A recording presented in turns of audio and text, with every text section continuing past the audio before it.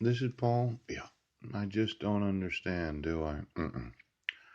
Well, the way that I understand things is yes, when you get an email documenting a crime, you're obligated to enforce the laws.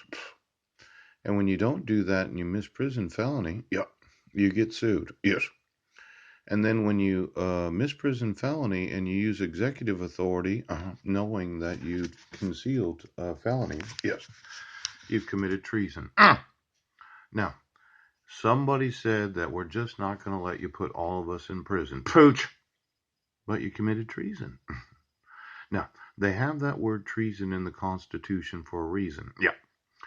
It looks like a lot of oaths of office have been using executive authority, yes, while at the same time knowing of felonies. Yeah. And when you do those two things at the same time, it's treason. Yeah. Now, let's say obstruction of justice. Pooh. In the United States is a crime consisting of obstructing prosecutors, investigators, or other government officials. Yes. Now, I email government officials, right, forgery, fraud, and felony. Right now! And you decided to obstruct justice and misprison a felony is a kind of obstruction of justice right now. Now, I'm sitting in a rented room, yes, asking myself why it is that I don't have my sons. Right. And you have a very good reason why you decided to obstruct justice. You had to issue executive orders. Yeah. While at the same time, for the last 4.5 years, yes, you've known of fabricated evidence where I wasn't in Sequim, Washington on December 31st of 2015. Yeah. You've known of fabricated evidence when I wasn't in Brennan, Washington on June 16th of 2017. Yeah. You've known of forgeries. Yes. Imposters. Right now. And then you've known of the fabricated evidence of me having committed some sort of family violence or child abuse. Now, it looks like a whole lot of governors are going to prison for treason. Yeah.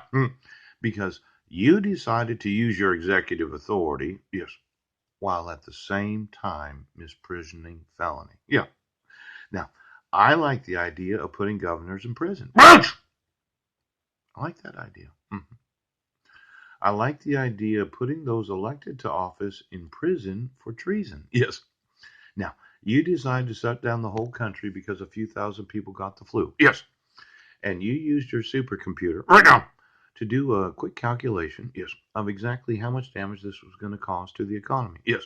And you decided to close all restaurants right now and all bars, yes, and all places of entertainment, yes, as well as all athletic facilities, yes, because in your calculation, you're going to prevent millions of people from dying from a virus. In my calculation, we don't change anything until there's a 1% death rate of the United States citizens. Now, here's what could have happened if you had enforced the laws. Yes, I would have sued you. You would have been imprisoned. Prosecuted. And then I would have told the American people that if you think you're gonna die, yes, don't go. Don't go wherever it is you think you're going to get the virus. Yes, don't go to the Y. Yes, don't go to the senior center. Right. Don't go to the library. Yes, it's up to you to be responsible for your personal health. Yeah. Now, what we have here is the use of executive authority in each and every state in the United States of America where you thought that every individual in this nation was completely stupid and not knowing about the coronavirus. Now, let's say you're one of these that's a little bit of a hypochondriac. Poocha! You decide I'm just not going out while there's a virus out there. I'm not going out there. I'm going to protect myself from the possibility of dying. But instead of allowing the American citizens, right, to know, yes, there's a virus out there, it's someplace. Yeah. You decide to shut down everything. Now, for the individuals that are in authority of this nation, I just want to ask you, do you know of misprision of any felony? Because if you do, I'm going to have you tried for treason. Pooch! Now, maybe you could take your hand off the levers of government. Yes. You could stand back, pooch, and you could ask yourselves, what does the American population know? Now, some people would say, well, I heard the market went down. Oh, it did. 30%. Yes. Below its high. Yeah. A lot of people are affected by that.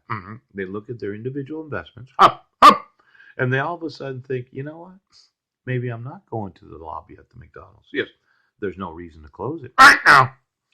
Now, for all of us that are adult American citizens, yeah, that think that we know what we should do in our personal lives, yes, I think just informing them that there's a pandemic was good enough. Yeah!